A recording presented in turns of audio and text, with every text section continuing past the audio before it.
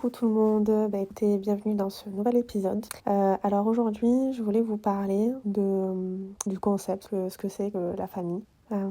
Pour chacun, ça peut avoir des définitions différentes, mais je trouve que la famille, ce terme, il englobe beaucoup de choses. Et moi, j'ai parlé un peu de la base, hein. La famille, c'est surtout les liens du sang, des personnes qui ont le même sang que nous, donc nos parents, nos frères, nos sœurs, nos tantes, nos oncles, nos cousins, nos cousines, etc., nos grands-parents. C'est ce qui fait qu'on a ce point commun qui est ce lien du sang, quoi.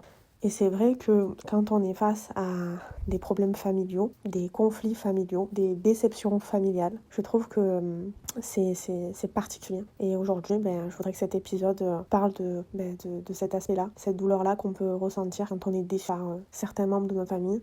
Surtout lorsqu'il est question de liens du sang, hein, je parle vraiment des frères, des sœurs, voilà. Par rapport à leur comportement, par rapport au fait que on reste malgré tout différents des uns des autres, même si on a ce sang en commun. On a des personnalités différentes, on a des perceptions différentes de la réalité. Et forcément qu'il peut y avoir des désaccords, des fois du moins grave au plus grave. Et c'est vrai qu'il y a toujours ce truc un peu, pas fataliste, mais qui rajoute une douleur supplémentaire en se disant, c'est pas seulement une déception d'une personne là en bas, c'est une déception d'une personne qui est de ma famille en fait. Et c'est vrai que la première définition qu'on pourrait donner au mot famille, c'est ce truc-là de se tenir les coudes, de s'entraider, d'être tous liés et de se tenir par la main et de se protéger les uns des autres, d'être une équipe en fait. Sauf que malheureusement, je me rends compte que dans la réalité, c'est pas toujours le cas. Je ne compte même plus les fois où personnellement ça m'est arrivé, ou même autour de moi, des personnes que je connaisse dans mon entourage, mais on va dire des amis ou même des amis éloignés, ou même encore des connaissances qui elles ont été déçues par le fait qu'il n'y ait pas eu assez de soutien entre les membres d'une même famille. Et je trouve que ça crée des cassures. Vraiment, ça crée des cassures. Et il y a même des familles qui se brisent, des liens du sang qui sont bafoués. Et ça rajoute une douleur à cette déception-là. C'est pas comme une déception amicale. Il y a toujours ce poids-là de se dire purée, c'est quand même un membre de ma famille, quoi. Il manque à son devoir, ou elle manque à son devoir. Et je trouve que c'est intéressant d'en parler.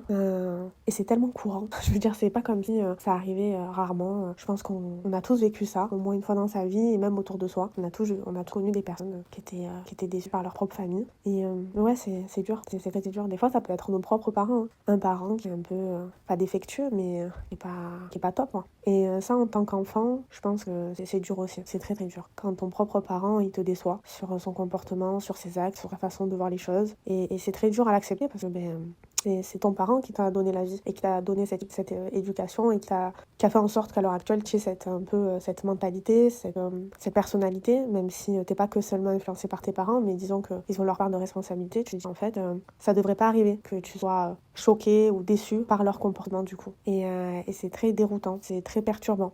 Donc les parents, c'est aussi une douleur assez importante. Puis après, t'as les frères et sœurs. Les frères et sœurs qui peuvent des fois te décevoir parce que t'attends un certain comportement de leur part ou le même investissement que toi tu as vis-à-vis d'eux et que en fait eux n'ont pas vis-à-vis de toi. Et là, tu as l'impression que c'est limite une relation à sens unique, quoi. Et ça fait mal parce que c'est tes frères, c'est tes sœurs, et c'est pas rien. Donc n'en parlons même pas des frères et sœurs qui se trahissent. Alors là, c'est tellement horrible. Et je vais même aller plus loin. Le pire, c'est les jumeaux et les jumelles. Hein. Ça, j'en ai connu moi des jumelles qui se parlaient plus, hein, qui vraiment s'enlevaient la parole et ne se calculaient plus pendant plusieurs années. Je trouve ça tellement plus horrible que des frères et sœurs qui se parlent plus parce que les jumeaux, les jumelles, ils ont un lien quand même un peu plus fort. Et je trouve que c'est terrible, terrible. Et puis après, il y a des exemples que je trouve encore plus courants que quand on est en conflit avec ses parents ou ses frères et sœurs, ou son jumeau ou sa jumelle. C'est les conflits avec les tantes et les oncles. Alors ça c'est un step. J'ai l'impression que c'est vraiment la chose la plus courante. Sincèrement, les tantes et les oncles, les frères et sœurs de vos parents, qui des fois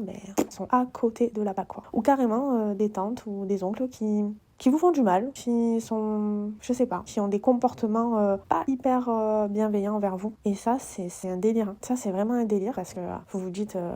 quand même, ils m'ont connu tout bébé. Moi, je me dis tout le temps ça. Je me dis, en fait, ils m'ont connu tout bébé comme ça. Ils me voyaient là marcher à quatre pattes sur le carreau sur le parquet de la maison là. Et ils étaient là en train de me dire des mots doux. Oh, qu'elle est mignonne. Oh, ce petit bébé, ma petite nièce, mon petit neveu. Et en fait, quelques années plus tard, en fait, tu me fais du mal. Genre, pour moi, ça me choque en fait. C'est une dinguerie de me dire que, enfant, tu m'as apporté de l'amour et t'avais aucune malveillance vis-à-vis de moi. Et puis d'un coup, à l'âge adulte, c'est comme si que t'avais oublié que, je sais pas, j'étais un enfant que tu chérissais en fait à une époque, et là maintenant tu me vois comme ton adversaire en fait, ou ton ennemi dans le pire des cas. Et du coup tu te confrontes à moi, tu m'envoies des billes, que t'es méchant, et donc enfin bref. Après je pourrais aussi dire le cas inverse, hein, pour une tante ou un oncle qui est choqué par son neveu ou sa nièce, hein, et qui se dit mais comment je suis sa tante, je suis son neveu, je suis son oncle, petit il me respectait, il m'adorait, et puis là à l'âge adulte il m'envoie péter, il me dit des choses qui me blessent, et du coup nos relations se dégradent. Et moi je pense qu'il faut pas oublier quelque chose qui est fondamental et qui s'oublie beaucoup trop à mon goût, c'est que quand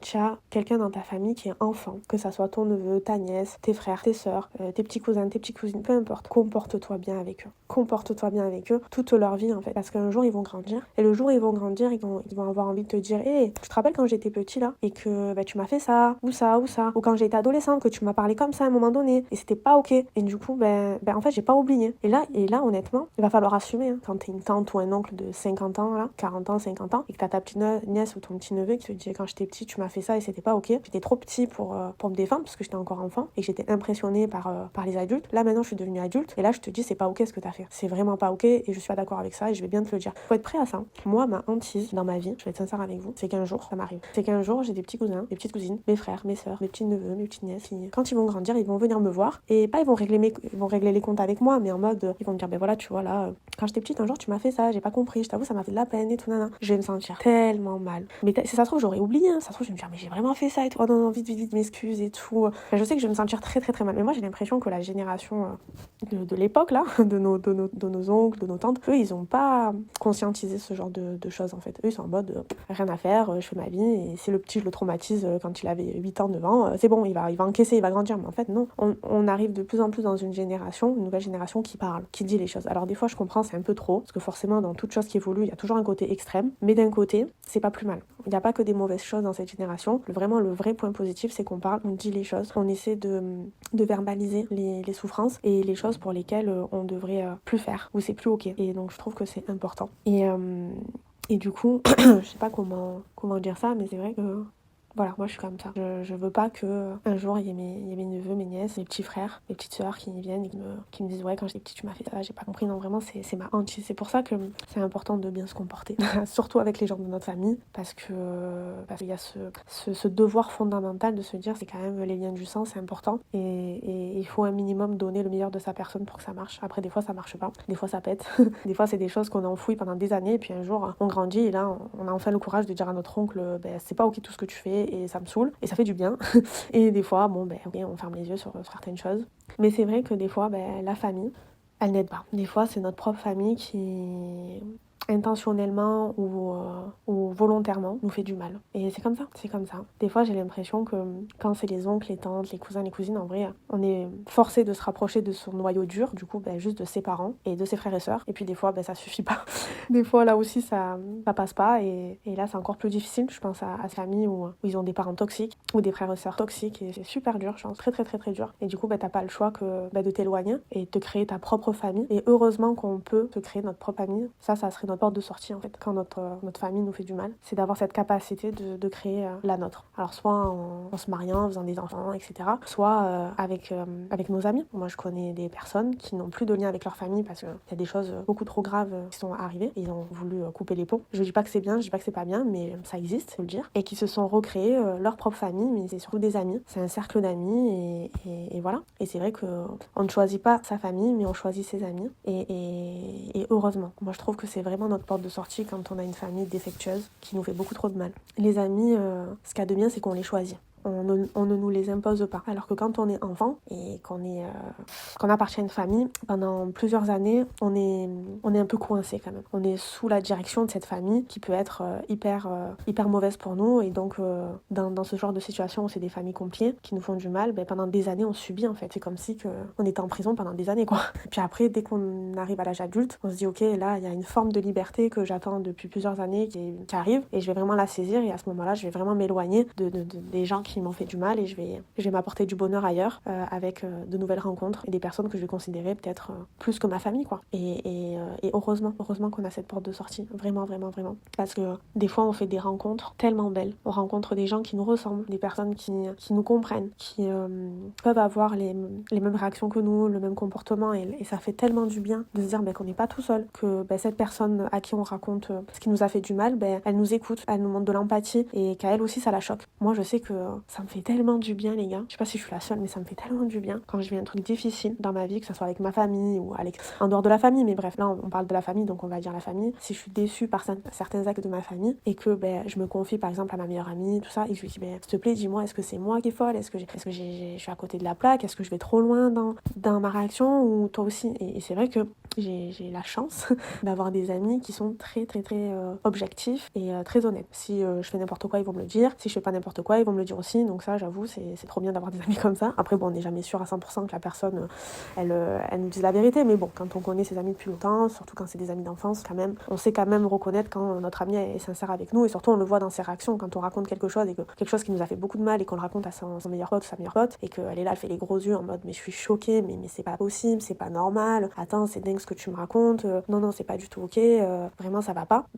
Ça fait tellement du bien. En fait, même si on est convaincu que ce qui nous arrive, c'est vraiment pas ok, juste de sentir qu'on n'est pas tout seul et qu'on est soutenu dans ça, ça fait un bien fou, les gars. Je trouve que ça, c'est le genre de chose qui est plus apaisant qu'une personne qui va te dire mais non, je crois pas que c'est ça, ou c'est pas en mode on va le prendre mal et tout, mais à ce moment-là, on a besoin juste d'être compris.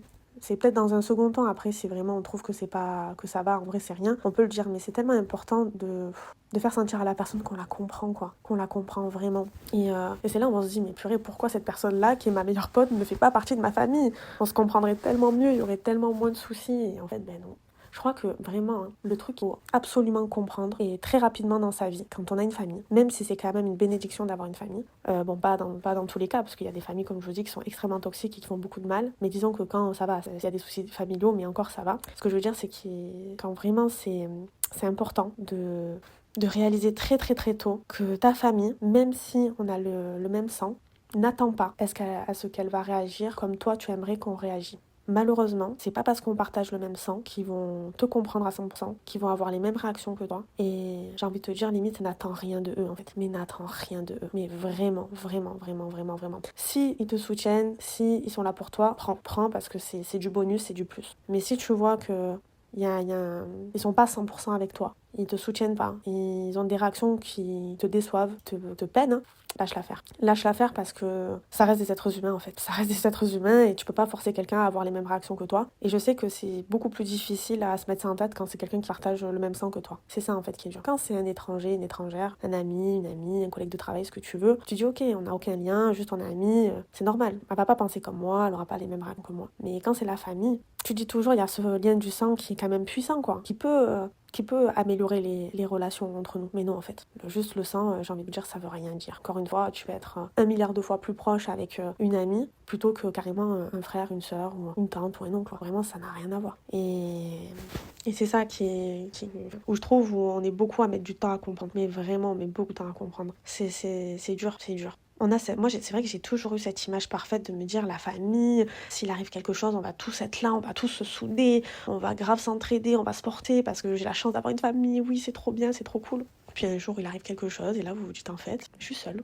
Je suis seule dans mon combat, ils sont pas là. Ils sont pas en tout cas comme je voudrais qu'ils soient. Ils sont pas assez présents, pas suffisamment, j'ai l'impression qu'on n'est pas sur la même longueur d'onde. J'ai besoin d'eux, j'ai besoin de leur aide et en fait, ils sont pas 100% là quoi. Alors que si ça avait été le cas inverse, moi je me serais vraiment investie pour eux parce que c'est un devoir. Il y a cette loyauté familiale qui est liée par les liens du sang, qui est très forte et qui fait que tu vas tout donner pour eux. Et quand tu vois qu'en fait, c'est pas réciproque le jour où il t'arrive quelque chose, t'es tellement déçu, purée. T'es tellement déçu. Tu tombes de 1 milliard d'étages, t'as l'impression de plus les connaître en fait, t'as l'impression qu'ils redeviennent des étrangers en mode ah mais en fait vous étiez comme ça. Ah non mais moi toute ma vie j'ai cru que si un jour on avait quelque chose de dramatique dans notre famille, on allait vachement soutenir en fait, on allait être vachement là les uns pour les autres. Et en fait là du coup on y est là et ça c'est votre réaction. Ok. En fait non, en fait moi je m'attendais pas à ça en fait. Je m'attendais à mieux que ça. Du coup tu sais quoi, ok. En fait marche seul quoi. Marche seul.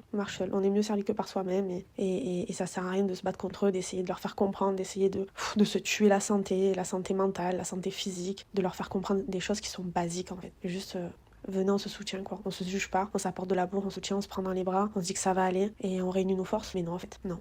T'as des personnes qui vont te dire ah mais non mais là en fait j'ai un truc de prévu, je peux pas, j'ai mieux à faire, ou ah ok t'es triste mais du coup ben là tu sais je peux pas te parler, je vais faire d'autres trucs à côté, ou alors ils passent à côté des signaux en fait, ils entendent être triste, pas bien, ils ont besoin de toi et en mode ils sont là mais non, ils vont même pas t'appeler pour voir comment tu vas alors que tu sais que t'as tes potes, rien qu'au son de ta voix ils savent que ça va pas, direct ils vont t'appeler pour voir comment tu vas quoi. C'est un truc de malade. Je te dis mais purée mais ces gens-là me connaissent depuis ma naissance et on partage le même sang et t'as l'impression qu'ils en ont rien à faire, alors que ma pote ça peut faire même 10 ans qu'on se connaît, on n'est pas nés ensemble quoi, je veux dire je la connais depuis moins longtemps et en fait elle a plus d'affection pour moi en fait que ma propre famille, purée, mon propre sang. C'est là où tu te dis en vrai ça reste des êtres humains, ok on fait partie de la même team, on fait partie de la même famille, mais vous restez quelque part, je dirais pas des étrangers mais presque en fait. C'est vrai hein, on se voit pendant des repas de famille, on se voit des fois pendant des longues périodes H24 et puis dans d'autres périodes on se voit plus, on s'éloigne même.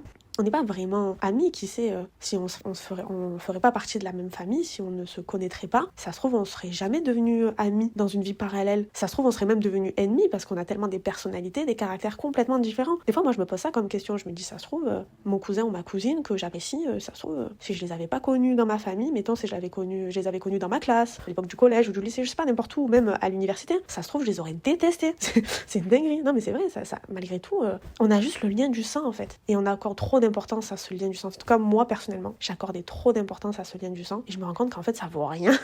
Ça vaut rien, c'est juste une info et vas-y tu la cales quelque part mais vas-y c'est ok, tu la laisses là en fait, elle est pas hyper importante cette info, genre vraiment c'est juste un détail en fait, parce que un jour ta tante, ton oncle, tes cousins, tes cousines, ton frère, ta soeur, ton propre parent il peut te décevoir de fou, mais de fou malade. Et inversement t'as des parents qui sont extrêmement déçus par leurs enfants et là aussi c'est douloureux pour leurs parents de se dire cet enfant que j'ai élevé pendant des années, où je lui ai apporté tout l'amour du monde, toute la bienveillance du monde, il a mal tourné malgré tout et il s'est détourné de moi en fait. Maintenant il m'aime plus ou alors il me rejette. Ça c'est dur, c'est très très dur parce qu'on a toujours ce truc de se dire mais il y a les liens du sang en fait. Il y a cette proximité invisible qui est là, qui est réelle, mais au final c'est juste une info. C'est juste une info parce qu'en vérité dans ta vie n'importe qui peut te décevoir, même ton propre parent. Pour la simple et bonne raison qu'on reste des êtres humains et qu'on est tous différents. Et voilà. Et je pense que ça, c'est pas en mode faut être défaitiste et être déprimé. Non, faut juste le savoir. Faut juste le savoir et le garder à l'esprit. C'est tout. C'est des gens que j'aime, c'est des gens qui font partie de ma famille, mais des fois, ils me déçoivent parce que justement, ils sont différents, point barre. Et je peux pas les forcer à penser comme moi, c'est impossible. Et peut-être qu'ils comprendront jamais comment moi je vois les choses, et peut-être que moi aussi je comprendrai jamais comment eux ils voient les choses, mais voilà. C'est comme ça.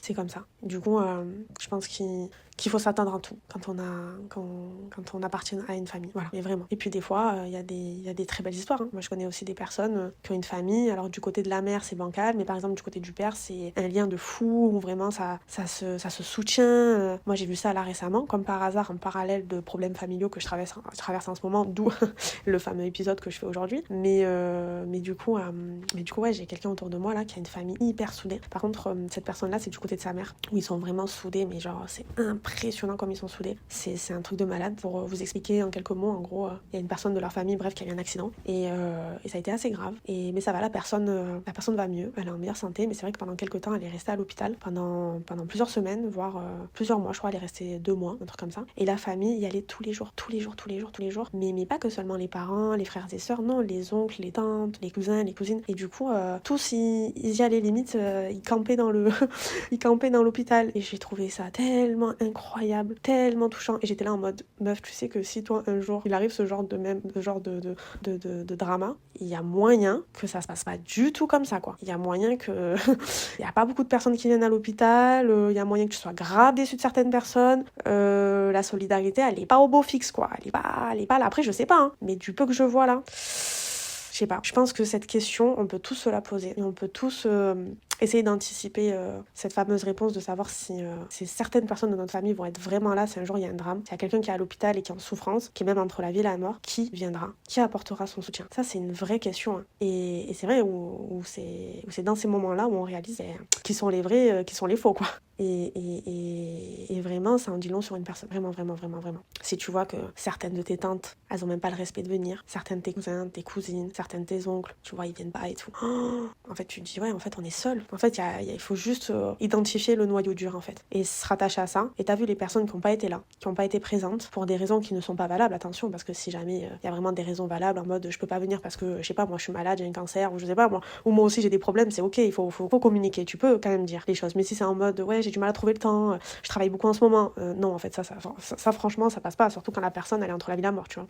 Mais en fait, il faut juste se dire, ok, ces gens, certes, ils font partie de ma famille, certes, on partage le même sang, mais par contre, je ne leur donnerai plus rien. Mais plus rien. Vraiment, je ne me sacrifierai plus jamais pour eux. Qui me demandent pas un service, qui me demandent rien du tout. Tout ce que je sais, c'est qu'au moment où j'avais besoin de eux, au moment où on avait besoin qu'on forme tous une équipe solidaire, soudée, régie par l'amour et la bienveillance, eux là, ils n'étaient pas là. Ils n'étaient pas au rendez-vous. Donc ils n'attendent rien de moi. Mais rien de rien. Vraiment. Qu'ils n'attendent rien.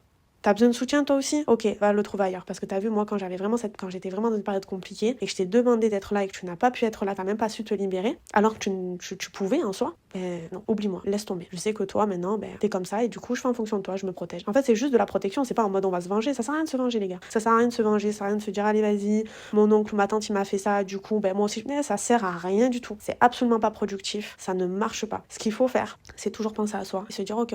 Cette personne-là, elle m'a fait du mal. Intentionnellement ou pas, peu importe. Dans son comportement, elle m'a fait du mal. J'aurais beau lui expliquer, elle comprend pas. Elle comprendra jamais parce que pour elle, c'est rien de grave de ne pas avoir été présent dans certaines périodes. C'est ok. Il comprend pas. Il y a pas de souci. Tu comprends pas. Je peux pas te forcer à penser comme moi. Ok.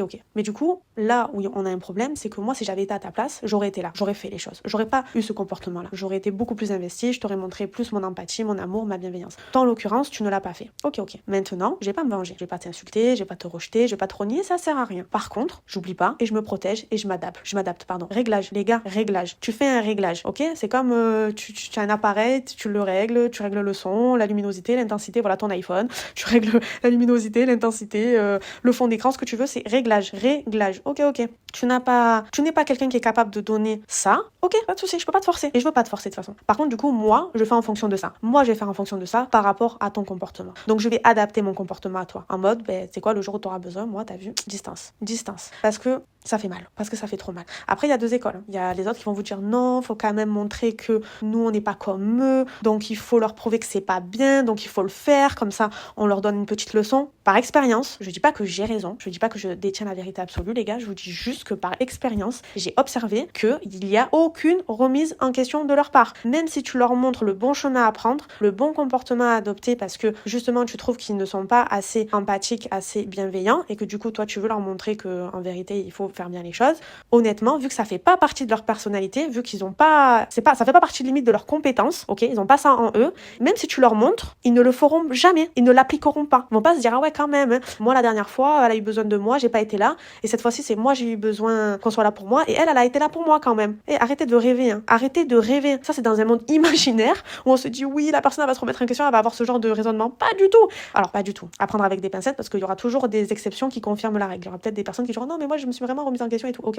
Mais moi j'ai remarqué que la plupart du temps, les personnes qui sont de base comme ça, ils n'ont pas la capacité d'avoir ce genre de réflexion. Ils n'ont même pas la capacité de se remettre en question. Ils sont en mode ben non, moi j'ai raison, moi j'ai pas pu faire ça pour telle et telle raison et c'était assez suffisant. Alors ok, là j'ai demandé de l'aide, elle a été là pour moi, ben oui, ben c'est normal. Limite c'est leur dû, voilà. Donc ces gens-là, voilà, faut arrêter parce que plus tu vas donner, plus tu vas essayer de leur montrer. Déjà, premièrement, t'es qui toi pour les éduquer? T'es qui toi pour leur montrer le bon chemin à faire? T'es qui? T'es leur mère, t'es leur père, t'es qui? T'es personne. Donc ça veut pas, c'est pas parce que tu vas leur montrer comment il faut faire, parce que tu trouves que leur comportement il a pas été correct, que ça veut dire qu'ils vont changer et qu'ils vont évoluer. Il faudra refaire toute leur éducation limite. Tu peux pas juste en une fois leur prouver qu'ils ont tort. Non, c'est mort. Et puis des fois ils ont déjà des âges très avancés. Des fois c'est des oncles et des tantes qui ont 50 ans.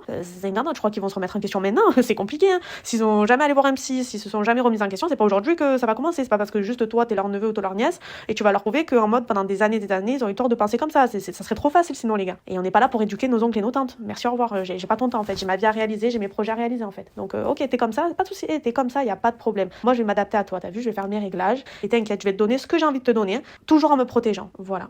Toujours en me protégeant et en me priorisant. Voilà, je me suis sacrifiée une fois pour toi, t'as vu? J'ai eu quoi en retour? Rien, juste de la déception. Pas de problème, ni vengeance, ni je te crie dessus, ni engueulade, ni rien du tout, c'est ok. Je fais mes réglages de mon côté et la prochaine fois, je saurai comment réagir et je saurai surtout comment me comporter avec toi. Pas méchamment, pas violemment, pas de manière impolie, juste quand tu auras besoin de moi, je ne serai pas là. Je te dirai, moi aussi j'ai des choses à faire, je suis occupée. Désolée, je ne peux pas. Bon courage. Merci, au revoir, voilà. Enfin bref, c'était la petite pensée du jour les gars. J'espère que ça vous a plu. Si jamais vous avez envie de me faire part de votre expérience personnelle, si ça vous donne envie un peu de commenter, n'hésitez pas. Je serais ravie de lire vos commentaires. Et sur ce, je vous fais des gros bisous et je vous dis à la prochaine. Ciao, ciao, bisous.